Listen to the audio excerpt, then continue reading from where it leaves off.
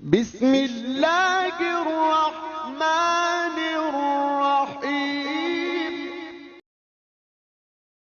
اللہ الرحمن الرحیم الحمد للہ وکفی وسلام علی عبادہ الذین اصطفی اما بعد اعوذ باللہ من الشیطان الرجیم بسم اللہ الرحمن الرحیم قد افلح المؤمنون الذین هم فی صلاتهم خاشعون سبحان ربک رب العزة عما یصفون وسلام علی المرسلین والحمد للہ رب العالمین اللہم صل علی سیدنا محمد وعلی آل سیدنا محمد وبارک وسلم اللہم صل علی سیدنا محمد وعلی آل سیدنا محمد وبارک وسلم اللہم صل علی سیدنا محمد وعلی آل سیدنا محمد وبارک وسلم۔ ماہ رمضان مبارک کی 22 تاریخ ہے، سن 1441 ہجری ہے۔ مئی مہینے کی 16 تاریخ ہے، سن 2020 عیسوی ہے۔ پورے ملک میں لاک ڈاؤن کا زمانہ ہے اور کرونا وائرس کا دورہ ہے۔ اللہ تعالیٰ سے دعا ہے اللہ تعالیٰ پوری دنیا کے انسانوں کی حفاظت فرمائے اس بیماری سے، اور انسانوں کو اللہ کی طرف رجوع کرنے، اللہ کو پہچاننے کی توفیق عطا فرمائے۔ دیکھا یہ گیا ہے کہ جس چیز کی کثرت ہوتی ہے، جس چیز کی فراوانی ہوتی ہے، تو اس کی اہمیت گھٹ جاتی ہے۔ تجربے کی بات ہے کہ سعودی میں پانی مہنگا ہے، پیٹرول سستا ہے۔ یہاں تک کہ ہمارے یہاں ملک میں ہوٹلوں کے اندر آدمی جا کے بیٹھتا ہے تو سب سے پہلے پانی سے اس کی تواضع و اکرام کیا جاتا ہے۔ وہاں پانی الگ سے لے کر بیٹھنا پڑتا ہے، پیسے دے کر، خرید کر، اور قیمت بھی ایسی ہے کہ جو پیٹرول سے میں زیادہ ہے۔ تو پانی مہنگا اور پیٹرول سستا، جبکہ ہمارے یہاں پانی فری ہے اور پیٹرول مہنگا ہے۔ اب دیکھیے، جب پیٹرول مہنگا ہے تو اس کو قدر کی نظر سے دیکھتے ہیں اور بہت احتیاط سے خرچ کرتے ہیں۔ اگر کسی جگہ گاڑی کو کھڑا کرنا پڑے تو اسٹارٹ پوزیشن میں نہیں کھڑا کرتے، فوراً اس کو آف کر دیتے ہیں، انجن اس کا آف کر دیتے ہیں تاکہ ڈیزل پیٹرول جو ہے وہ نہ جلے۔ اور پانی کے بارے میں حال یہ ہے کہ اگر کوئی نل ہمارے گھر میں خراب ہے، ٹپک رہا ہے، رس رہا ہے، تو اس کو ریپیئر نہیں کرتے، سال ہر سال تک ایسے ہی ٹپکنے دیتے ہیں، یہاں تک کہ پانی جہاں ٹپکتا رہتا ہے نیچے پتھر کی سل بھی ہوتی ہے، اس میں بھی گڑھا پڑ جاتا ہے، سوراخ ہو جاتا ہے، لیکن نل نہیں بدلتے۔ وہاں حال یہ ہے کہ مینا عرفات مزدلفہ میں ہم نے دیکھا ڈرائیور لوگ گاڑی کو اسٹارٹ رکھتے ہیں، حالانکہ کئی دفعہ کوئی پیسنجر نہیں ہوتا، پھر بھی گاڑی ہم نے اسٹارٹ دیکھی ہے، اور کئی مرتبہ اے سی چل رہا ہوتا ہے اور ایک دو اس کے اندر لیٹے ہوئے ہوتے ہیں، اور پوری گاڑی چل رہی ہے، پوری رات چلتی ہے، پورا دن چلتی ہے۔ وجہ یہی کہ پیٹرول سستا ہے، اس کی فکر نہیں ہے۔ تو جو چیز مقدار میں فراوانی میں ہوتی ہے، زیادہ ہوتی ہے، تو عام طور پر انسان اس کی قدر زیادہ نہیں کرتے۔ نماز اللہ پاک کی عبادت ہے اور بندوں پر فرض ہے۔ جس طرح اللہ پاک نے زکوٰۃ کو فرض کیا، حج کو فرض کیا، نماز کو بھی فرض کیا۔ لیکن اللہ کی شان کہ نماز کے بارے میں ہم بہت کوتاہ واقع ہوئے ہیں۔ شاید اس کی ایک وجہ یہ بھی ہے کہ صبح سے لے کے شام تک دن میں 5 دفعہ اس کو پڑھنا پڑتا ہے، تو اس کی مقدار زیادہ ہے، فراوانی ہے۔ اور رمضان کی قدر کرتے ہیں کہ سال میں ایک بار آتا ہے، اور حج پر جاتے ہیں تو سبحان اللہ جلسہ جلوس ہوتا ہے، نعرہ تکبیر بلند ہوتے ہیں، پھول ہار پہنائے جاتے ہیں، اور بہت سارے پہنچانے جاتے ہیں، بہت سارے لینے جاتے ہیں، اور بندہ بھی بڑا خوش ہوتا ہے۔ کیوں؟ اس لیے کہ زندگی میں ایک مرتبہ جو ادا کرنا ہے۔ تو یہ انسانوں کی نفسیات ہے کہ جس چیز کی تعداد اور مقدار زیادہ ہوتی ہے اس کو قدر کی نظر سے نہیں دیکھتے۔ حالانکہ اللہ پاک نے اتنا بڑا فضل فرمایا ہے نماز فرض فرما کے کہ کہ جیسا کہ ساجد نے عرض کیا کہ دوسری عبادتیں کنڈیشنل ہیں، ان کے ساتھ میں سال کی کنڈیشن لگی ہوئی ہے، روزہ سال میں ایک بار آتا ہے، حج کی کنڈیشن زندگی میں ایک بار لگی ہوئی ہے، فرض ایک مرتبہ زندگی میں ادا کرنا ہوتا ہے۔ اور اللہ پاک نے نماز کے لیے اتنی سہولت فرمائی کہ اپنے محبوب اور اپنے عاشق بندوں کے لیے صبح سے شام تک اللہ تعالیٰ نے 5 دفعہ فرض فرمایا کہ 5 دفعہ تو تمہیں میری ملاقات کرنی ہی کرنی ہے۔ تو جو اللہ کے عاشق بندے ہوتے ہیں وہ بڑی محبتوں کے ساتھ نماز کی تیاری کر کے مسجد کی طرف رخ کرتے ہیں کہ اللہ سے ملاقات کرنی ہے، اللہ تعالیٰ کا بلاوا آیا ہے۔ دنیا کے حکمراں اگر دن میں 5 دفعہ آنے کا موقع دیں تو بندے کا سینہ پھٹ نہیں جائے گا پھول کر کہ میں تو اتنا اعلیٰ حکام کے قریب ہوں کہ مجھے 5 مرتبہ بلاتے ہیں، مجھے موقع دیتے ہیں ملاقات کا۔ تو دنیا کے کسی بڑے سے دن میں 5 دفعہ ملاقات کا شرف حاصل ہو، موقع ملے اس کا، تو بندہ خوشی کے مارے پھولے نہیں سماتا اور اس کو اپنی بہت بڑی کامیابی سمجھتا ہے۔ اور کوئی بندہ اللہ کے دربار میں دن میں 5 مرتبہ حاضر ہو اور اللہ اس کو توفیق دیں تو بندہ اس کو اپنی سعادت کیوں نہیں سمجھتا اور اس کو خوشی اور لائق شکر اس کو نعمت کیوں نہیں سمجھتا۔ اس لیے ہم اس حقیقت کو پہچانیں کہ پیارے اللہ نے 5 دفعہ ہم پر نماز فرض کی ہے اور 5 دفعہ ہمیں اپنے دربار میں جھکنے کا موقع عطا فرمایا ہے۔ یہ اللہ کا ہم پر کتنا بڑا احسان ہے۔ نیز نماز کے علاوہ دوسری جو عبادتیں ہیں وہ ساری کی ساری وہ ہیں جو زمین کے اوپر فرض ہوئی، یا تو مکہ میں یا مدینہ میں مثلا۔ لیکن نماز ایک ایسی عبادت ہے کہ اس کے لیے اللہ پاک نے اپنے محبوب کو اپنے پاس بلایا، گویا عرش پر بلایا، وہاں بلایا، جنت کی سیر کرائی، وہاں بلایا۔ کن حالات میں بلایا اس کا پس منظر بھی سن لیجئے۔ جب مکہ مکرمہ میں اللہ کے محبوب صلی اللہ علیہ وسلم کو لوگوں نے بہت تنگ کیا اور دعوت کو قبول نہ کیا اور محبوب صلی اللہ علیہ وسلم کے ساتھ بہت مس بہیو کیا، اب آپ نبی کریم صلی اللہ علیہ وسلم حیران پریشان کہ پیارے اللہ، ادھر تو آپ کا یہ فریضہ مجھ پر عائد ہے کہ میں بندوں کو آپ کی طرف جوڑوں، آپ سے جو ہے ان کی لو لگاؤں، ان کا کنیکشن جوڑوں، اور دوسری طرف بندے ہیں کہ وہ نافرمانی پہ اترے ہوئے ہیں اور وہ اسلام کو، دین کو قبول نہیں کرتے، آپ کے احکام کو قبول نہیں کرتے، تو جاؤں تو کہاں جاؤں؟ تو محبوب صلی اللہ علیہ وسلم کے ذہن میں یہ بات آئی کہ کیوں نہ میں طائف جاؤں، کیوں نہ میں طائف جاؤں۔ اور طائف جانے کا ارادہ اس لیے کیا کہ اللہ کے محبوب صلی اللہ علیہ وسلم نے بچپن کا کچھ وقت طائف میں گزارا تھا، گویا دائی حلیمہ سعدیہ کی چھاتی سے دودھ پیا تھا، تو ایک ماں کا رشتہ گویا وہاں بھی تھا، رضائی ماں کا۔ اب ہمارے عرف میں بھی بات ہے کہ اگر ہمارے بستی میں کوئی بچہ پیدا ہوا ہو یا ہماری بستی کے کوئی بچی ہو، اس کی شادی کسی اور جگہ ہوئی ہو اور وہ اپنے بچے کو لے کر آئی ہو، کوئی پوچھے بھئی یہ کون ہے، کہا یار ہمارا یہ نواسا لگتا ہے، ہمارے گاؤں کا یہ نواسا ہے۔ تو نواسا تو وہ کسی ایک شخص کا ہے، لیکن پورے گاؤں والے اس کو کہتے ہیں یہ ہمارا نواسا لگتا ہے، یہ ہماری بستی کا نواسا ہے۔ تو محبوب صلی اللہ علیہ وسلم نے یہ خیال فرمایا کہ وہ میرے دودھ کے رشتے کا خیال کر لیں گے۔ چنانچہ محبوب صلی اللہ علیہ وسلم طائف تشریف لے گئے اور وہاں کے لوگوں کو دین کی طرف دعوت دی۔ وہاں کے جو عمائدین تھے اور قبیلوں کے سردار تھے، ان کی شناسائی اور کچھ نہ کچھ جو ہے قرابت مکہ کے لوگوں کے ساتھ بھی تھی۔ تو محبوب نے سوچا کہ اگر وہ لوگ مان لیتے ہیں تو وہ بھی تو عقل مند لوگ ہیں، تو جب وہ لوگ مان لیں گے تو وہ ان کو خود کنونس کریں گے، سمجھائیں گے، اور یہ لوگ اپنی رشتہ داری اور قرابت کا خیال رکھتے ہوئے یہ بھی اسلام قبول کر لیں گے۔ تو بہت ساری اس کے پیچھے لاجک تھی۔ بہرحال محبوب صلی اللہ علیہ وسلم طائف تشریف لے گئے۔ اب طائف والوں نے محبوب کے ساتھ میں جو مس بہیو کیا وہ تو کتابوں میں لکھا ہوا ہے، اور نہ اس کے لیے وقت اجازت دیتا ہے اور نہ میرے بس کی بات ہے اس کو بیان کرنا۔ حقیقت یہ ہے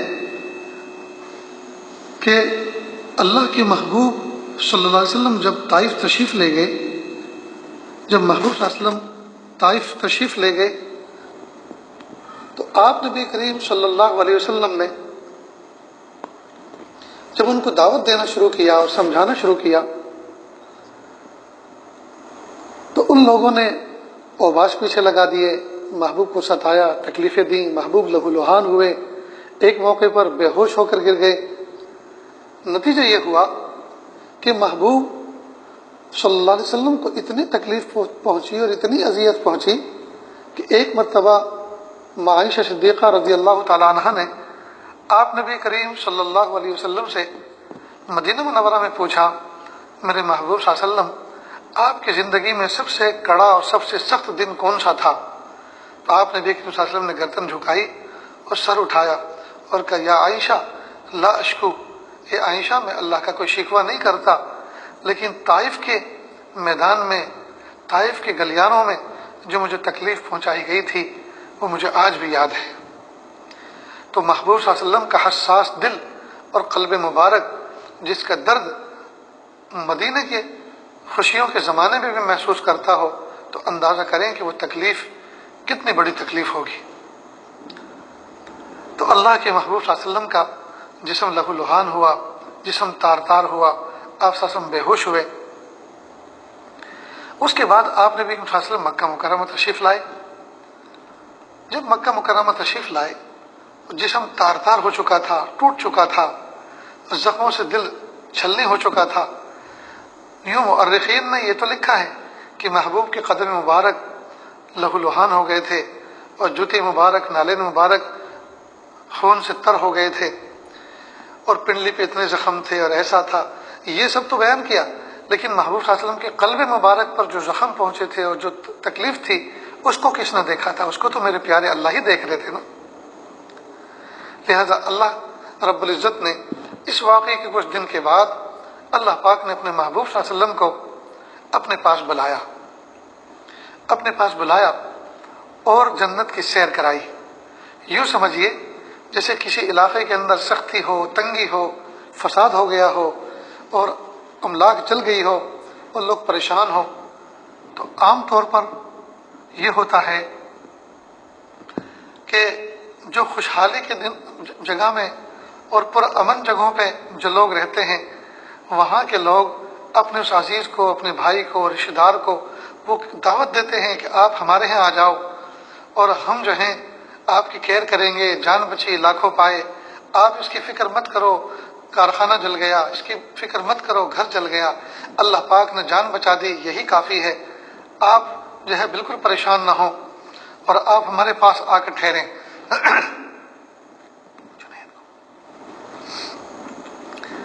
تو جس طرح سے فساد زدہ علاقے کے افراد کو اس طرح سے کہہ کے تسلی کے لیے نکالا جاتا ہے اور جب وہ پرامن خطوں میں، علاقوں میں پہنچ جاتے ہیں اور وہاں جا کر وہ وقت گزارتے ہیں تو پھر یہ سب غم بھول جاتے ہیں۔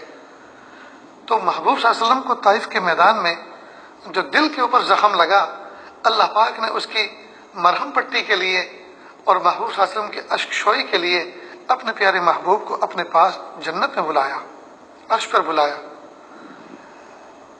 اللہ کی شان محبوب صلی اللہ علیہ وسلم کو جنت کی سیر کرائی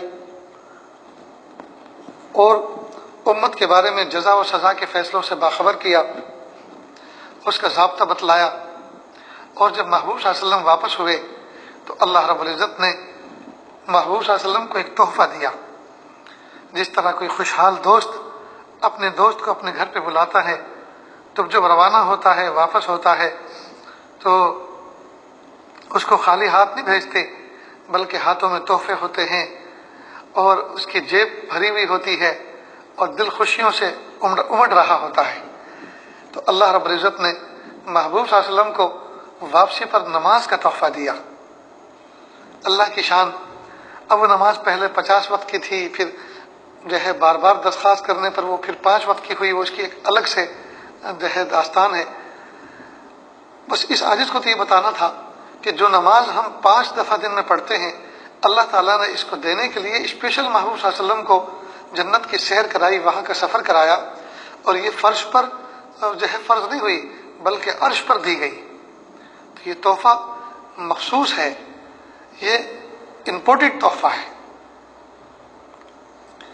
نیز اس نماز کو جس پس منظر میں محبوب صلی اللہ علیہ وسلم کو دیا گیا، وہ پس منظر چونکہ غم کا تھا، تکلیف کا تھا، پریشانیوں کا تھا، تو معلوم ہوا صبح قیامت تک انسانوں کو جب جب غم ہو، تکلیف ہو، پریشانی ہو، اسی نماز کے تحفے کے ذریعے سے وہ اللہ کا قرب حاصل کر سکتے ہیں، اسی نماز کے ذریعے سے وہ اللہ کی رحمت کو اپنی طرف متوجہ کر سکتے ہیں، اسی نماز کے ذریعے سے اپنے باطنی تار کو وہ ذات حق کے ساتھ جوڑ سکتے ہیں۔ معلوم ہوا اللہ رب العزت نے نماز کا جو تحفہ دیا ہے اور دن میں صبح سے شام تک 5 دفعہ نمازیں فرض کی ہیں، تو اس بات کا خیال رکھنا چاہیے، اس بات کو سمجھنا چاہیے کہ اللہ رب العزت نے ہمیں کتنا عظیم یہ تحفہ عطا فرمایا اور کتنا آسان اور سستا ذریعہ اللہ پاک نے اپنے قرب کا ہمیں عطا فرمایا ہے۔ دیکھیں، رمضان کے روزے سال میں ایک مرتبہ آتے ہیں اور چلے جاتے ہیں، اور حج زندگی میں ایک بار متوجہ ہوتا ہے اور وہ ادا ہو کر پورا ہو جاتا ہے، لیکن نماز اور رمضان کے روزے بھی مکلف رکھ سکتے ہیں، اور اس کے لیے کنڈیشن ہے رمضان کہ عاقل ہو، بالغ ہو۔ نیز حج کی عبادت ایسی ہے کہ اس کے ساتھ ایک خاص کنڈیشن لگی ہے کہ صاحب استطاعت، صاحب مال ہو، جبکہ دنیا میں ہر شخص صاحب استطاعت مال نہیں ہوا کرتا۔ لیکن اللہ رب العزت نے نماز کو اتنا سستا، اتنا آسان ذریعہ اپنی ملاقات کا اور اپنے قرب کا بنایا ہے کہ امیر ہے تو بھی، غریب ہے تو بھی، چھوٹا ہے تو بھی، بڑا ہے تو بھی، مسافر ہے تو بھی، مقیم ہے تو بھی، عورت ہے تو بھی، مرد ہے تو بھی، یعنی ہر حال میں بندہ اس کو ادا کر سکتا ہے اور اس کے ذریعے سے اللہ کا قرب حاصل کر سکتا ہے۔ تو میرے پیارے اللہ نے اس نماز کو کتنا سستا ذریعہ بنا کر ہم پر فرض کیا کہ ہم اللہ تعالیٰ کا قرب اس کے ذریعے سے حاصل کریں۔ لہذا اتنا تو ہمیں پتہ چل گیا کہ اللہ پاک نے دن میں 5 مرتبہ ہمارے اوپر اس کو فرض کیا ہے، اور بہت ہی آسان ذریعہ اپنے قرب کا اللہ پاک نے ہمارے لیے اس کو بنا دیا ہے۔ اس میں کوئی ہاتھی گھوڑے بیل جوڑے نہیں پڑتے، بلکہ اگر بیمار ہوتا ہے تو بیماری کی نماز اللہ پاک نے اور آسان کر دی ہے کہ اس کو بیٹھے بیٹھے، لیٹے لیٹے، اشاروں کے ساتھ ادا کر سکتا ہے۔ مسافر ہے، مسافر میں بندہ بکھرا ہوا ہوتا ہے، ٹوٹا ہوا ہوتا ہے، پریشان ہوتا ہے، تھکا ہوا ہوتا ہے، اللہ پاک نے وہاں اس کی تعداد گھٹا دی اور اس کو ہلکا پھلکا کر دیا۔ غرض یہ کہ اللہ پاک نے اس کو آسان سے آسان بنایا ہے۔ اب یہ جو نماز ہے، اس نماز کی ہمیں تیاری کرنی چاہیے کہ کس طرح سے اس کو ادا کریں۔ جیسے ہم سفر کی تیاری کرتے ہیں، کھانے پینے کی تیاری کرتے ہیں، مہمان آتے ہیں تو ان کے استقبال کی تیاری کرتے ہیں، ہر چیز کی تیاری کرتے ہیں۔ کسی کے ہاں گیسٹ بن کے ہمیں جانا ہو تو اچھے کپڑے پہنتے ہیں، سیاہی سرما لگاتے ہیں، خوشبو لگاتے ہیں، اچھے جوتے پہنتے ہیں، ان کو پالش کرتے ہیں، گاڑی صاف ستھری کرتے ہیں، بڑے سلیقے کے ساتھ ان کے ہاں حاضر ہوتے ہیں۔ تو جب دنیا کا ایک انسان کمزور سا اس کے دربار میں اگر جانے کا موقع ملے، اس کے گھر بار میں جانے کا موقع ملے، ہم ڈھیر ساری تیاریاں کر کے جاتے ہیں، لیکن پیارے اللہ نے ہمیں اپنے گھر میں آنے کا بار بار موقع عطا فرمایا، لیکن ہم افسوس کی بات ہے کہ ہم اللہ کے گھر میں جانے کی کوئی تیاری نہیں کرتے، بس جیسے ہیں ویسے اٹھ کے چل دیتے ہیں۔ مسجدوں کی طرف جاتے ہوئے دیکھا کہ لوگ سگریٹ کے کش لگاتے ہوئے، بیڑی کا آخری حصہ بھی چوستے ہوئے اور پیتے ہوئے، اور مسجد کے دروازے پر اس کو پھینک کر جاتے ہیں، اور اسی تعفن والے منہ کے ساتھ جس سے فرشتوں کو تکلیف ہوتی ہے، وہ اب اللہ کے دربار میں حاضر ہوتے ہیں۔ جب وہ اللہ کے دربار میں درباری فرشتوں کو تکلیف دیتے ہیں اور ان کو خوش نہیں کر پاتے، تو اللہ کو کیا خوش کر پاتے ہوں گے۔ اس لیے میرے بھائیوں، اس نماز کی ہمیں تیاری کرنی چاہیے، اللہ کے حضور میں جانے کی ہمیں تیاری کرنی چاہیے۔ اب یہاں 2-3 باتیں آتی ہیں۔ ایک ہے نماز کا ظاہر، وہ کیسا ہونا چاہیے، قیام میں کیسے کھڑے رہیں، نیت کس جگہ باندھیں، یعنی ہاتھ مرد حضرات کس جگہ باندھیں، عورتیں کس جگہ باندھیں، رکوع سجود کی کیفیت ہونی چاہیے، انگلیوں کی وضاقتہ کس طرح ہونی چاہیے، پیر کس طرح سے ہونے چاہیے۔ بہرحال یہ ہے نماز کا ظاہر۔ پھر ایک نماز کا باطن ہے، نماز کا باطن ہے کہ باطنی اعتبار سے بندہ کس طرح کی تیاری کرے، نماز میں حضوری کی کیفیت کس طرح سے پیدا کرے۔ پھر ایک ہے نماز سے پہلے کی تیاری۔ یہ 2-3 چیزیں جمع ہو جاتی ہیں۔ یہ آج انشاءاللہ یہاں سے شروع کرتا ہے کہ نماز میں مسجد میں جانے سے پہلے ہم کیا کیا تیاری کر سکتے ہیں. سنیں اور دل کے کانوں سے سنیں. مسجدیں اللہ کے گھر ہیں اور اللہ پاک نے مسجدوں کے پاس زینت اختیار کرنے کو، صفائی ستھرائی اختیار کرنے کو ہمیں حکم دیا ہے. جب ہم دنیا کے بادشاہوں کے دربار میں جاتے ہیں، M P M L A کے دربار میں جاتے ہیں، حکومت کے جو ہے آفسوں کے اندر حاضری دیتے ہیں، پاسپورٹ آفس میں جاتے ہیں اور اسی طرح بہت سی تاریخوں پر جاتے ہیں، تو آدمی مینٹین ہو کر جاتا ہے، اپنے آپ کو صاف ستھرا کر کے جاتا ہے، اپنے آپ کو بتکلف باوقار دکھلاتا ہے، باادب دکھلاتا ہے. تو جب دنیا کے گئے گزرے انسانوں کے دربار میں بندہ جاتا ہے تو اپنے آپ کو مینٹین کر کے جاتا ہے. تو کائنات کے اتنے عظیم الشان رب کے دربار میں ہم جائیں اور ہم اپنے آپ کو صاف ستھرا کر کے نہ جائیں، مینٹین کر کے نہ جائیں، یہ بڑی توہین کی بات ہے، یہ بہت ہی زیادہ خسیس حرکت ہے. لہذا مسجدوں کے اندر ہم جائیں تو اس کی تیاری کریں. اس کی تیاری کیا ہے؟ کوشش کریں مسجدوں میں جانے کا لباس ہمارا الگ ہونا چاہیے. یہ کیا کہ ہم ٹریک سوٹ پہن کے چلے جاتے ہیں، راتوں کو نائٹ ڈریس پہن کے جو سوتے ہیں انہی کو پہن کے چلے جاتے ہیں، پھٹی ہوئی لنگی پہن کے چلے جاتے ہیں، پھٹے ہوئے کرتے میں ہم چلے جاتے ہیں، جبکہ اللہ پاک نے دوسرے لباس بھی ہمارے پاس رکھے ہیں. تو دوسرے اچھے لباس بندوں کی ملاقات کے لیے رکھ رکھے ہیں، کسی کے گھر جانے کے لیے، شادی بیاہوں میں دعوت کھانے کے لیے وہ اچھے لباس رکھ رکھے ہیں، اور اللہ کے دربار میں جانے کے لیے پھٹے لباس. کتنی افسوس کی بات ہے اور یہ کتنی بیوقوفانہ حرکت ہے. اس لیے دوستو، اللہ پاک نے سہولت عطا فرمائی ہے، 2 پیسے عطا فرمائے ہیں، تو کم از کم ہم 3 جوڑے ایسے سلوائیں جو اسپیشل نماز کے لیے ہوں، رنگ ان کا سفید ہو. اللہ کے محبوب صلی اللہ علیہ وسلم سفید کپڑا پہننا پسند فرماتے تھے. تو کوشش کریں کہ اس سنت پر بھی عمل ہو جائے کہ سفید رنگ کا لباس ہو اور کرتا پاجامہ ہو، ڈھیلا ڈھالا ہو، شریعت کے اصولوں کو سامنے رکھتے ہوئے اس کو بنایا گیا ہو، چست اتنا نہ ہو کہ بدن کے فگر نظر آئیں. ٹخنوں سے مرد حضرات ٹخنوں کے نیچے نہ پہنیں، ٹخنوں سے اوپر پاجامہ رکھیں. تو کرتا ہو گھٹنوں تک ڈھیلا ڈھالا اور پاجامہ ہو ٹخنوں سے اوپر، رنگ سفید ہو اور بہترین قسم کا لباس ہو. جس لباس کو پہن کر ہم دنیا والوں کے یہاں جاتے ہیں جی، اس سے افضل یہ لباس ہونا چاہیے. نیز اللہ پاک نے اگر وسعت عطا فرمائی ہے تو ہم خوشبو خریدیں، اور خوشبو بھی وہ جو ذرا بھلی ہو. کئی مرتبہ بہت سے لوگ خوشبو کے نام پر کچھ بھی اٹھا کے لے آتے ہیں. ہمارے ایک استاد ہوا کرتے تھے حضرت قاری انیس الرحمن صاحب، اللہ تعالیٰ ان کے قبر کو نور سے منور فرمائے، استاذ الاساتذہ تھے وہ. تو وہ فرماتے تھے کہ بہت سے بچے وہ عطر کے نام پر گدھے کا پیشاب لے کر آ جاتے ہیں، بس عطر کی شیشی میں ہونا چاہیے چاہے گدھے کا پیشاب کیوں نہ ہو. وہ اس طرح سے فرماتے تھے کہ ان کو یہ بھی پتہ نہیں ہے کہ اس میں خوشبو نہیں آ رہی، اس میں بدبو آ رہی. بہرحال خوشبو کے نام پر ہم کوئی بھی چیز خوشبو کی شیشی میں لے کے نہ چلے آئے. بیچنے والے کو کیا ہے، اس کو تو دینا ہے. آپ وہاں قیمت کا سودا نہ کریں، بلکہ یہ دیکھیں کہ کون سی بھلی ہے جو مجھے اچھی لگ رہی ہو. تو نیچرل جو خوشبو ہوتی ہیں وہ سبھی کو اچھی لگتی ہیں. آج تک گلاب کی خوشبو سے کسی کو الرجی نہیں ہوتی ہوگی، گلاب کے پھول سے کسی کو الرجی نہیں، چمیلی کے پھول سے کسی کو الرجی نہیں.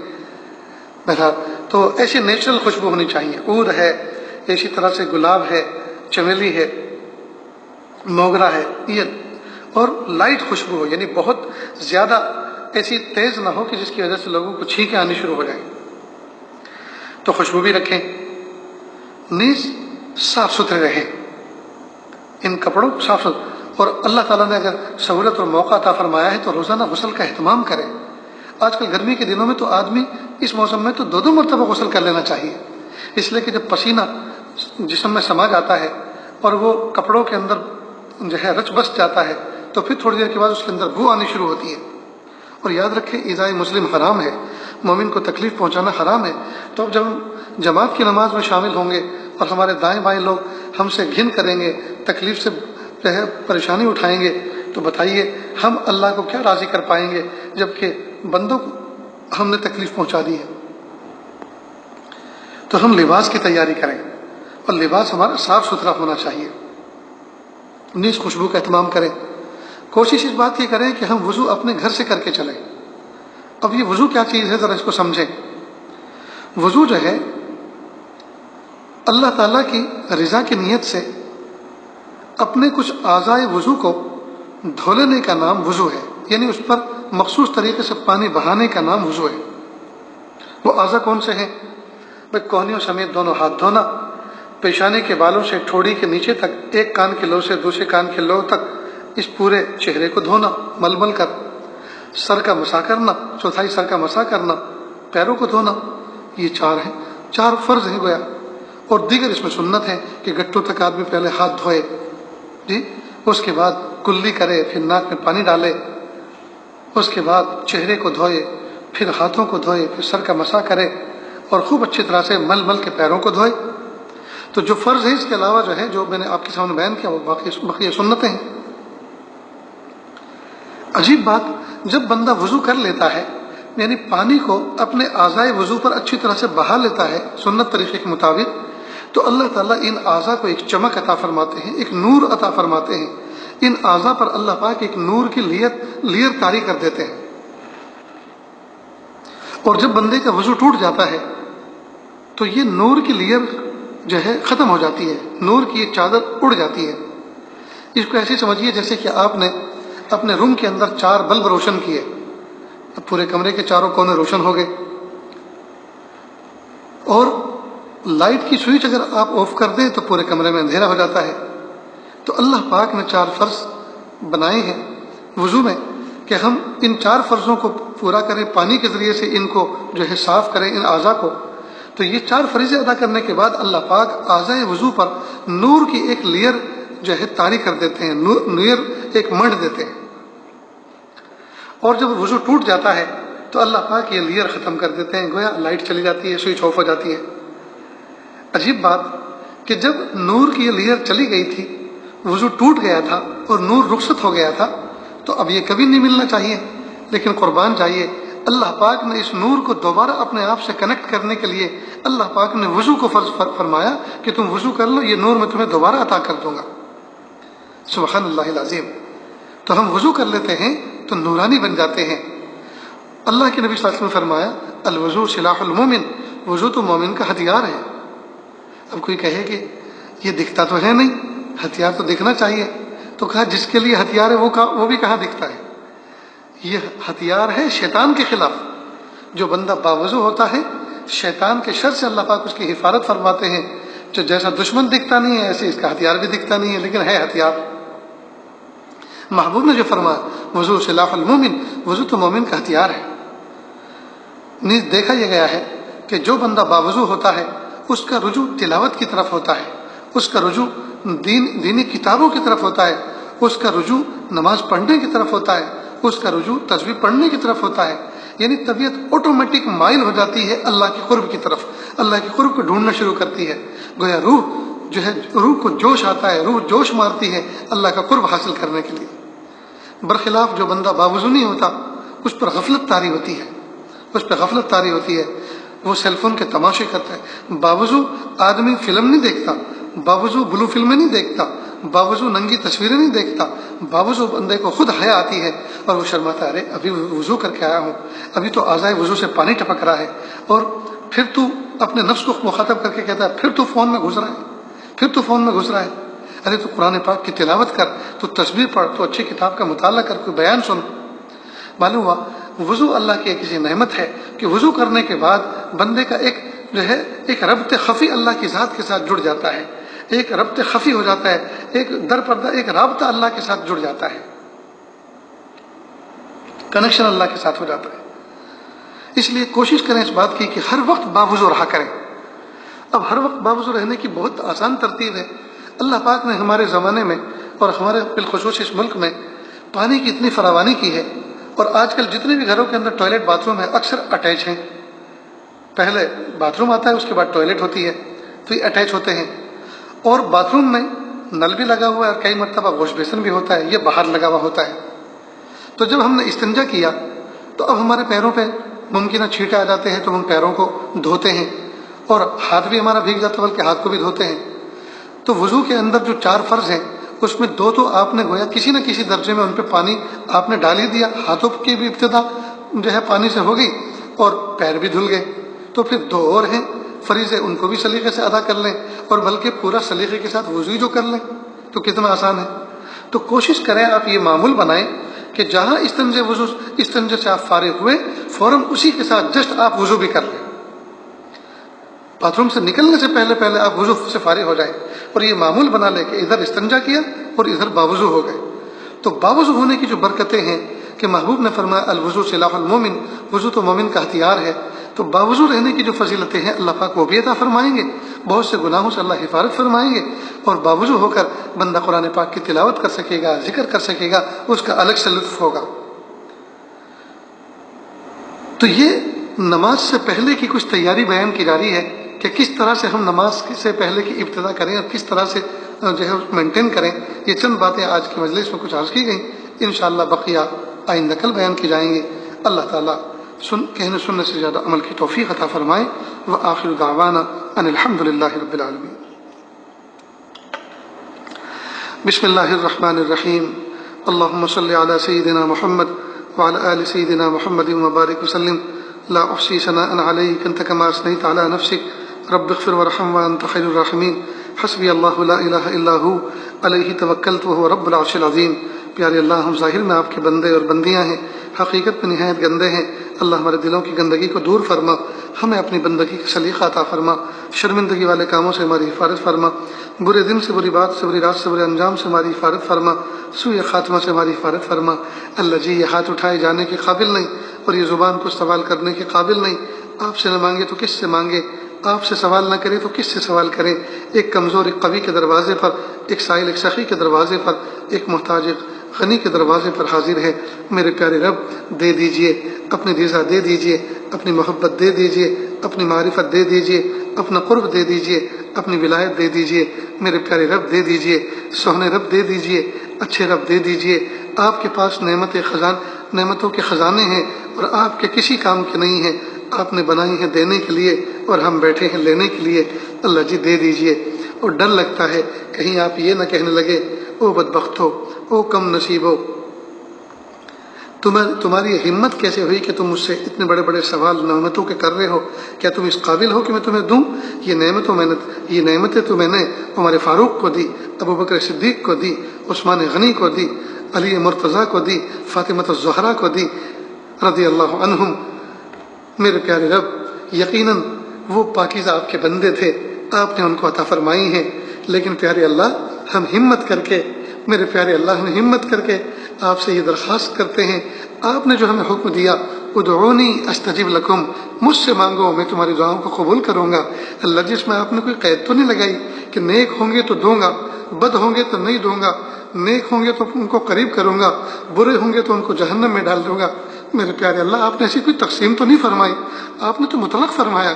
میرے پیارے اللہ، آج اس مطلق کا ہم فائدہ اٹھا رہے ہیں، اللہ آپ سے بھیک مانگ رہے ہیں. اور ہاں پیارے اللہ، ماں کا بچہ جب گندا ہوتا ہے تو ماں گندگی کی حالت میں بچے کو اچھے کپڑے نہیں پہنا دیتی، بلکہ اس کی گندگی کو پہلے دور کرتی ہے، پہلے ان کو پاک کرتی ہے، پہلے اس کو صاف کرتی ہے، اور اس کے بعد کپڑے سے اچھی طرح سے اس کو پوچھ کر اور صاف کر کے اس کے بعد اچھے کپڑے پہناتی ہے، سیاہی کریم پاؤڈر سرما لگاتی ہے اور اپنے سینے سے اس کو جکڑ لیتی ہے، اپنے سینے سے چمٹا لیتی ہے اور بوسوں کی انتہا کر دیتی ہے. اے میرے پیارے رب، جب ایک دنیا کی ماں کو آپ نے ایسا ذوق اور ایسا سلیقہ عطا فرمایا کہ ماں اپنے گندے بچے کو پہلے پاک صاف کرتی ہے، اس کے بعد اس کو مزین کرتی ہے. میرے پیارے اللہ، پہلے آپ ہمارے گناہوں کو معاف کر دیجئے. پیارے اللہ، ہمارے گناہوں کو معاف کر دیجئے، پھر ہمیں اپنی محبت عطا فرما دیجئے، اپنا قرب عطا فرما دیجئے، اپنی ولایت عطا فرما دیجئے، اپنا قرب خاص عطا فرما دیجئے. اللہ جی، ہمیں ایسا بنا دیجئے ہم آپ کو پسند آ جائیں. اللہ جی، پوری دنیا میں آگ لگی ہوئی ہے، عرب اور عجم میں آگ لگی ہوئی ہے. اللہ ترس کھا لیجئے، کہ اللہ ترس کھا لیجئے. عزت رفتہ عطا فرما دیجئے، امت کو شوکت رفتہ عطا فرما دیجئے، شان رفتہ عطا فرما دیجئے، خلافت رفتہ عطا فرما دیجئے. میرے پیارے اللہ، عطا فرما دیجئے. رب کریم، امت کو یا اللہ عزت کے دن دکھا دیجئے، عافیت کے دن دکھا دیجئے. اللہ بہت دن ہو گئے رسوا ہوتے ہوتے، یا اللہ تانے سہتے سہتے، ظلم سہتے سہتے. میرے پیارے اللہ، اپنی قدرت کے کرشمے دکھا دیجئے. اللہ اپنی قدرت کے کرشمے دکھا دیجئے. اللہ اپنی قدرت کے کرشمے دکھا دیجئے. اللہ مہربانی فرما دیجئے، عافیت کا معاملہ فرما دیجئے. اللہ رحم کا معاملہ فرما، عافیت کا معاملہ فرما. اللہ تقوی عطا فرما، پاکیزگی عطا فرما. میرے پیارے اللہ، ہم سب کو ایسا بنا دیجئے ہم آپ کو پسند آ جائیں. اللہ ہم سب کو ایسا بنا دیجیے.